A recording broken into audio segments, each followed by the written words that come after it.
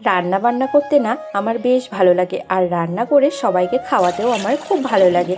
কিন্তু জানো তো, আমার শ্বশুর বাড়িতে সারাদিনের রান্নাটা আমি করি না, কারণ আমার শাশুড়ি মা কাঠের উনুনে রান্না করে, আর যেটা কিন্তু স্বাস্থ্যের পক্ষে খুবই ভালো। আর আমি না উনানে ভালো রান্না করতে পারি না, আমার বেশ অসুবিধা হয়। আর আমার শাশুড়ি মা যেহেতু এখনো বেশ ইয়াং আছে, তাই উনিই কিন্তু সারাদিনের রান্না বান্নাটা করে, আর রাতের বেলার খাবারটা আমিই বানাই। আজকে দেখো, সকাল সকাল চা বানিয়ে নিয়েই আমি চলে এসেছিলাম ব্রেকফাস্ট করতে।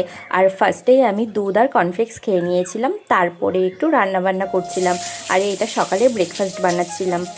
আমার কাছে বেশি সবজি আজকে ছিল না, তাই পেঁয়াজ, টমেটো আর লঙ্কায় কেটে নিয়েছিলাম।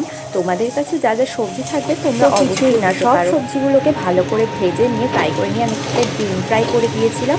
আর তারপরে এইগুলো ছিল কালকের বাসি ভাত, যেগুলো কিন্তু আমি একদম ফেলে দিতে পছন্দ করি না, তাই এইভাবে আমরা খেয়ে নিই। আর আমি আমার হাজব্যান্ড দুজনেই এটা খেতে কিন্তু খুবই ভালোবাসি, তাই এটা এরমভাবে রান্না করে ওপর থেকে একটু ধনেপাতা ছড়িয়ে দিয়েছিলাম।